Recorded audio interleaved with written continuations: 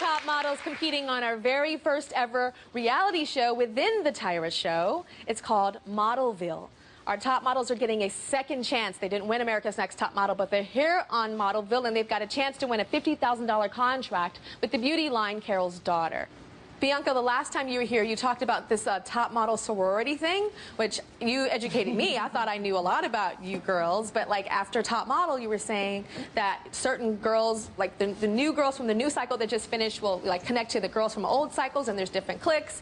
But that also girls from past cycles that aren't so famous anymore will use a new girl like you to get some fame. And I know that there was a particular girl that you said you felt was using you. Who was that? That at the time was Camille, Cycle 2. Camille. You guys remember Camille from Cycle 2? All right. Well, Bianca was just as surprised as anyone when she got a phone call one day in the Modelville house. Check it out. Hello. What's up, girl? It's Camille. Hey, Camille. How are you? Camille from Top Model Cycle 2 is calling to ask Bianca for coffee. Address, okay? Okay. Camille, Cycle 2. Does she know that you're doing this show? Yeah, she knows. People always want something. That's just what happens. And like, I said it to other girls, the Top Model sorority is one that you don't want to get too close to. Tomorrow is gonna be a lot of fake moments, a lot of, I miss you, I miss you. The next day, the girls practiced their commercials. This was a great idea, and I only started out with a few words. Twee hair smoothie by Carol's Daughter. Get your happy on. Needs more tweaking, but we'll get there. I'm ready. I'm going to have coffee with Camille. Have fun with that one. I'll let you guys know when I get back. Have fun. Hi, Bianca. How are you? Wow, first thing I'm noticing is the hair. I agreed to do the coffee with Camille, getting used to everything again. First thing was like, how am I going? I know I had to say something, but how am I going to say it? When I had to do the thing with Jabba or whatever, I never told you, but they called me and they were like, you know, Camille told us not to book you. And I was like, why would she do that? I told them not to book you to do the show with Jabba. They said that you wanted to do it. She seemed really stunned and like, she said no. And we talked it out. But I started hanging out with like other top model girls. I felt like they were using me. And I was like, well, maybe like, was that what Camille was doing? Not at all. Later that day, the girls head to Cream Boutique, where they're having a trunk event for designer Nicole Romano. When you're an up-and-comer, an event like this is an ideal way to meet important people. PR maven Michelle Scatino is giving the girls the lowdown on who the movers and shakers are to look for. We invite all types of people from media to tastemakers.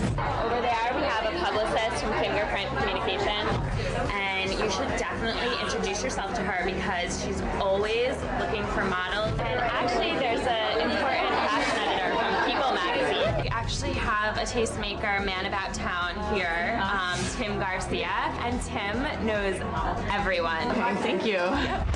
Renee jumps at the opportunity. New York, there's always a party every day, so it's just important to go out and like, meet people. That girl knows how to work a room. We actually do a Malibu beach house every summer, and then we do that, and then I will. Dominique talks the talk. Because every woman has that little natural... But she's having a hard time selling herself.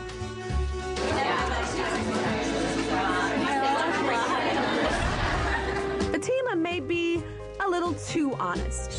Except that I think it's very expensive. One of the necklaces is like $230. What do you do? I work in finance. Oh, wow. A lot of people are getting laid off now. Now I just try to be friends with designers so they can let me wear their clothes. And Bianca is leaving the event early without talking to anyone. She sits in the van until the party is over. So, it looked to me how the events went down that you were upset about the Camille thing and then didn't want to go to the party or was upset at the party and left the party because of that? Was that the issue? The Camille thing actually went really well. So it had a good ending? It had a good ending. I spoke to her about everything. She let me know what really happened, and We're good. Okay. The mixer, well, that day, actually, the press had got a hold of the fact that I came on the show and I spoke to you guys about the airport incident, and my family wasn't too happy with it because they're very private people, and they really didn't care to talk about it in the press. They just want to deal with it and let it go. So the fact that I spoke out about it, they were a little bit upset with me because they're like, you know, we can handle this. We don't need people feeling bad for us, you know, what's right is right, and it'll come out eventually.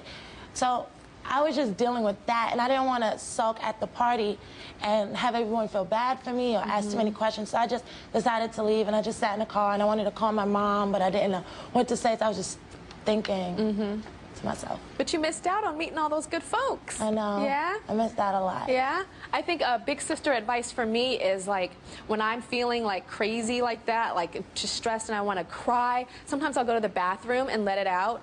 The cycle, I can't remember what number it was, I think cycle 7 of America's Next Top Model, I was going through something really traumatic, one of the most traumatic things in my life. And people didn't know this, but before judging, I'd go to the bathroom and cry my eyes out. Felt like I was going crazy. And then I'd wipe those tears up and be like, hello, Melrose and Carrie D. You look lovely. Yeah. And then I go back to my room and cry. So I think you should learn how to compartmentalize so you don't miss good opportunities. Yeah. All right? All right, we'll be right back.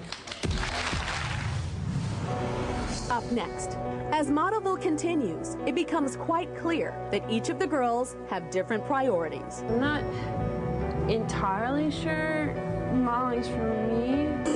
Don't really understand why Lauren's here.